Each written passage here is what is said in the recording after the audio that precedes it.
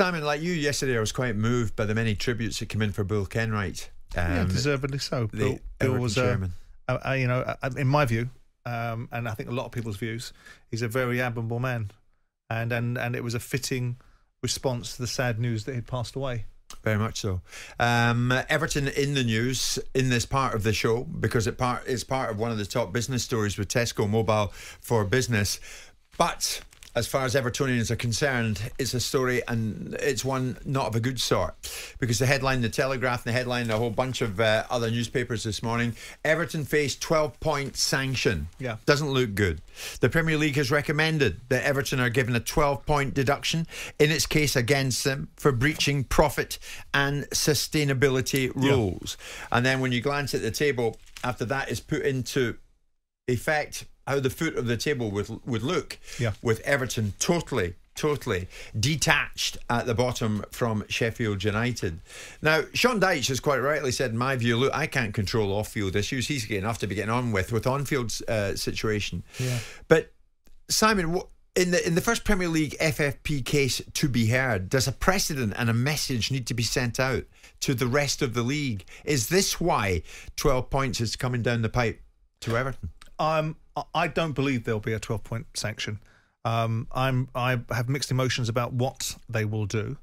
I've always felt that they will probably give them a suspended points sentence and a financial sanction. But there is also other things at play here. There is the timing of the independent regulator and the nature of football wanting to push back and suggest to people that it can do its own business, and the independent regulator doesn't need to have quite the length and breadth of the authority that some people would have it have. There is also other cases in the wind, that obviously the Man City case that seems to not be dealt with in any great order, and there of course is the idea that football is trying to move into a different direction with the real structure around salary caps, and a whole raft of things are going on in the background. In this instance, Everton have a case to answer. Their accountants have produced a set of accounts that were primarily based upon things like allowable adjustments that were put in, like the stadium costs.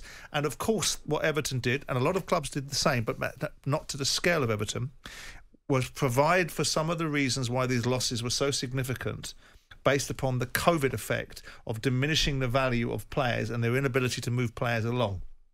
That argument kind of falls down to some extent when you've got people like Cenk Tosun on £100,000 a week who was bloody useless, and that just shows you that Everton's management was profligate. But the argument will be based upon the intention behind their accounts.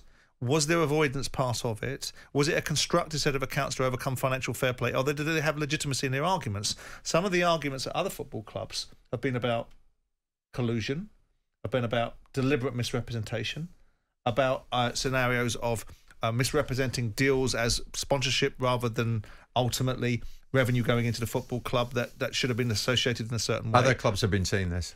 Well, yeah. Everton as a club I'm talking say about they've Manchester complied City with the rules. and the cases that they have to answer, the 115 charges that they have to answer. But more immediately with Man Everton, City, if you don't throw the book at them, well, then what kind of message is going to be sent out? Well, first and foremost, it's not necessarily the Independence Commission's job, because it's not the Premier League, it's an independent commission. So the independent commission has a KC sitting on top of it who appoints 3 members to this commission, and the Premier League present in front of it.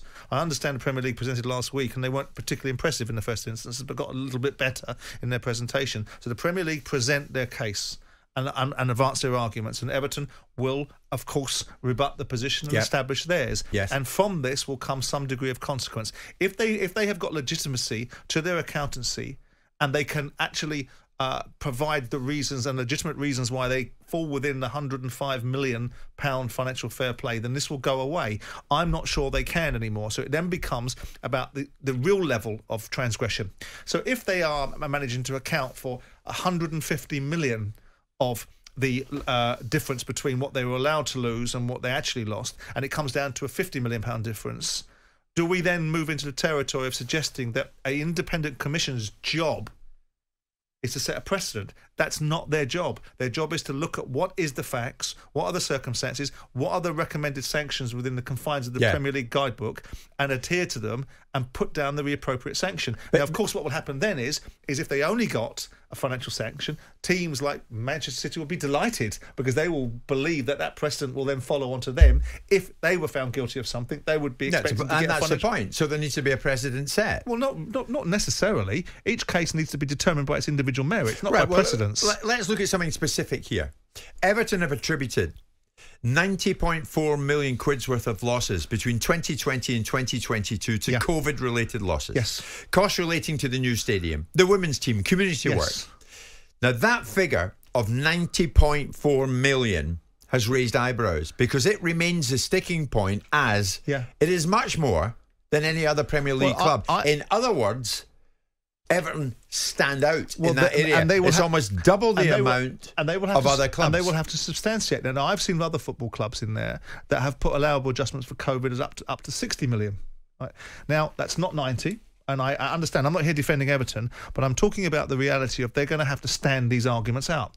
Are these arguments based upon sustainable accountancy principles that the accountants of Everton Football Club will be able to advance in a proper, cohesive fashion, or are they works and flights of fancy designed to misrepresent and to create a false outcome? And that's where you get into the territory of, is this a legitimate accountancy that can be challenged, or is it complete fraudulent misrepresentation of figures to get around FFP? I want to put this to you before we leave this topic. Let's say, and sorry Evertonians, it's worst case scenario. Let's say they deducted 12 points. Yeah. Let's say that they have to go on with life after that.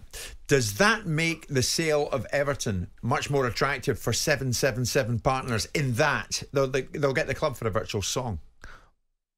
Well, I don't suppose they want to buy a Championship football club because that's potentially where that will leave Everton.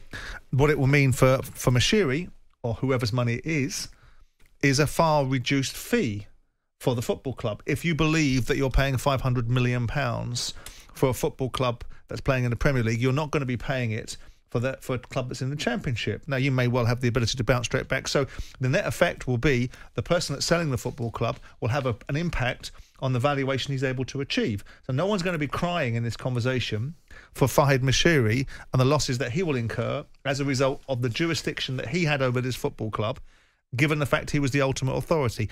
I still think that we are a long way from a determined outcome. And an independent commission is precisely that. The Premier League are the prosecutor. They are going in and saying, this is our evidence, and it's Everton's job to rebut it. Okay. So we will see. Okay, bit to go on it yet. Jim White and Simon Jordan. Monday to Friday mornings from 10 on AM, on DAB, via the talkSPORT app and on your smart speaker. talkSPORT.